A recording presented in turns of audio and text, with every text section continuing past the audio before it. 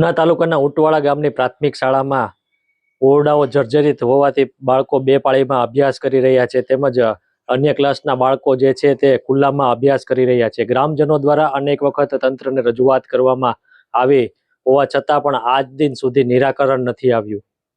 વૈષ્ણવજન તો તેને કહીએ જે પીડ પરાઈ જાનાને રે. નમસ્કાર મિત્રો, હું છું ધર્મેશ જેઠવા અને આપ જોઈ રહ્યા છો નવજીવન ન્યૂઝ. ઉના તાલુકાના ઉટવાળા ગામની પ્રાથમિક શાળામાં ધોરણ બાળ વાટિકાથી ધોરણ 8 સુધીના વર્ગખંડો આવેલા છે, જેમાં કુલ 13 ઓરડાઓ આવેલા છે, જેમાંથી 11 ઓરડાઓ જર્જરિત હાલતમાં છે, જ્યારે 2 જ ઓરડાઓ કાર્યરત છે. ધોરણ 1 થી 8માં અભ્યાસ કરતા બાળકોને બે પાળીમાં અભ્યાસ કરવો પડી રહ્યો છે, જેમાં બાળકોને સેગ્રીગેશન શેડ તેમજ ખુલ્લામાં અને પ્રિન્સિપાલની ઓફિસમાં બેસાડવામાં આવી રહ્યા છે. આ શાળામાં કુલ 190 બાળકો અભ્યાસ કરી રહ્યા છે, ત્યારે સરકાર દ્વારા એક તરફ સર્વ શિક્ષા અભિયાન અંતર્ગત પ્રવેશોત્સવની ઉજવણી કરવામાં આવી રહી છે, તો બીજી તરફ શિક્ષણ જોખમાઈ રહ્યું હોય તેવી સ્થિતિ જોવા મળી રહી છે. આ દ્રશ્ય ઉના તાલુકાના ઉટવાળા ગામની પ્રાથમિક શાળાના છે, જેમાં 190 જેટલા બાળકોને તેમના જીવન પર જોખમ હોય તેમ બે પાળીમાં અભ્યાસ કરવો પડી રહ્યો છે. આ બાબતને લઈ ગ્રામજનો દ્વારા શું કહેવામાં આવ્યું છે તે સાંભળીશું.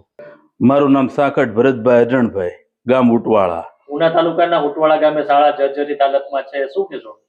હવે સાહેબ, અમે એક વર્ષ દિવસ અમે લેખિતમાં અને મૌખિકમાં અમે રજૂઆત કરી, છતાં કોઈ એનો ઉકેલ આવતો નથી.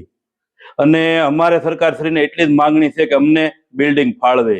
હાલ અટાણે ઉનાળાની સિઝન આવી, હવે લૂના છોકરા અત્યારે રિયલી છે, અત્યારે છોકરા હાલમાં ગ્રાઉન્ડની અંદર બેઠા ભણવા મજબૂર થયા, તો બીજી કોઈ અમારી પાસે વ્યવસ્થા નથી. ને હાલ રૂમ છે એની કોઈ મંજૂરી નથી કઈ તોડવાની આપતા. 2 સિન્ટેક્સના રૂમની આપી, એ પછીની કઈ કોઈ રૂમની આપેલી નથી. તમારે શું માંગણીઓ છે? હવે અમારી માંગણી તો એવી છે એક જ કે અમને 10 થી 12 રૂમનું બિલ્ડિંગ ફાળવે. અન્ય ગામોમાં આજે તમે જો ફરતા ગામોની અંદર બિલ્ડિંગ ફાળવેલું છે, તો અમારે ઉટવાળાની અંદર કેમ નહીં? એવું શિક્ષણ મંત્રીને હું ભરતભાઈ તરીકે રજૂઆત કરું. મારું નામ સાખટ અલ્પેશસિંહ ભીખુભાઈ, ઉના તાલુકાનું ઉટવાળા ગામ, હું ગ્રામ પંચાયતનો સભ્ય છું. ઉના તાલુકાના ઉટવાળા ગામે શાળા જર્જરિત છે અને બાળકો ખુલ્લામાં અભ્યાસ કરે છે, શું કહેશો? સાહેબ, અમે રજૂઆતો છે ને વર્ષ દિવસથી કરીએ છીએ.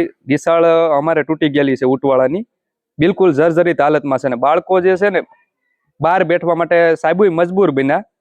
બીજો કોઈ વૈકલ્પિક ઓપ્શન છે નહીં હાલમાં. અને ગામો ગામ બધે નિશાળો જે અમારા રાજ્યના શિક્ષણ મંત્રી છે તેના દ્વારા તમામ જગ્યાએ બનાવવામાં આવે, તો મારી એની પાસે એટલી માંગ છે કે અમારા ઉટવાળા ગામમાં પણ જે સરકારી પ્રાથમિક શાળા છે તે અતિશય જર્જરિત હાલતમાં થઈ ગઈ અને તૂટી ગયેલ છે, તો અમને પણ પ્રાથમિક શાળા ફાળવે તેવી અમારી માંગ છે. કેટલા ઓરડાઓ જર્જરિત હાલતમાં છે? સાહેબ, કુલ 7 ઓરડા જર્જરિત હાલતમાં છે. અને કેટલી પાળીમાં અભ્યાસ કરે છે? બાળકો 2 પાળીમાં અભ્યાસ કરે છે નિશાળના અભાવને કારણે. સાહેબ, આપનો પરિચય? મારું નામ બાલુભાઈ વીરાભાઈ વાઘેલા છે, ઉટવાળા પ્રાથમિક શાળાના આચાર્ય છું. સાહેબ, ઉટવાળા પ્રાથમિક શાળા જે છે ત્યાં બાળકોને અભ્યાસ કરવા માટે ઓરડાઓ જે છે તે જર્જરિત છે, તે બાબતે શું કહેશો? આપણે સિન્ટેક્સના 3 રૂમોની હરાજી માટેની જાહેરાત આપી દીધી છે 10/3/2026ના રોજ, અને બીજા રૂમો બૂથ છે એટલે આપણે રહેવા દેવાના છે, જે ધાબાવાળા છે એ. અને સોઇલ ટેસ્ટિંગ થઈ ગયું છે રૂમો માટે, અને આગળની કાર્યવાહી ચાલે છે એવું કહે છે. પ્રોસેસમાં વાત કરીએ તો અત્યારે જે બીજા ઓરડાઓ છે તે જર્જરિત છે, તેની મંજૂરી મળી ગઈ છે કે એને તોડવાની મંજૂરી મળી ગઈ છે? એની કામગીરી શરૂ થઈ ગઈ છે? 10 તારીખે આપણે સિન્ટેક્સના 3 રૂમો તોડવાના છે. એટલે શાળામાં કેટલા બાળકો અભ્યાસ કરે છે અને કેટલી પાળીમાં અભ્યાસ કરે છે? આપણે શાળામાં 2 પાળી ચાલે છે. 6 થી 8ની સવારની પાળી, 7:30 થી 12:30, અને બાલવાટિકાથી 5મા વાળાની બપોરની પાળી 5 વાગ્યા સુધી. કેટલા બાળકો અભ્યાસ કરે છે? 190 કુલ બાળકો છે. સાહેબ, ખાસ વાત કરીએ તો અત્યારે ઓરડાઓનો અભાવ છે અને બાળકોને બહાર બેસીને અભ્યાસ કરવો પડે, શું કહેશો? સાહેબ, એટલા માટે અમે 2 રૂમો કાર્યરત છે અને શેડ છે એમાં ચલાવીએ છીએ અત્યારે. એટલા માટે જ 2 પાળી કરી છે. અને બીજી કોઈ વૈકલ્પિક વ્યવસ્થા કરી છે કે કેમ? હવે અમે રૂમો શોધીએ છીએ, પ્રોસેસ હાલે છે, 4-5 રૂમો મળવાની વાતો થાય છે, એટલે મળવાની કહે છે. આપે એટલે ત્યારે શિફ્ટ કરશું અમે. ગ્રામજનો તેમજ શાળાના પ્રિન્સિપાલ દ્વારા જણાવવામાં આવ્યું હતું કે ગામમાં જર્જરિત શાળા છે તેમાં 2 પાળીમાં અભ્યાસ કરી રહ્યા છે, જે બાબતને લઈ તંત્રને અનેક વખત રજૂઆતો કરવામાં આવી છે, છતાં પણ આજ દિન સુધી નવી શાળા મંજૂર કરવામાં આવી નથી. ત્યારે તંત્ર દ્વારા વહેલી તકે શાળા મંજૂર કરવામાં આવે તેવી માંગણી કરવામાં આવી છે. ધર્મેશ જેઠવા, નવજીવન ન્યૂઝ, ગીર સોમનાથ.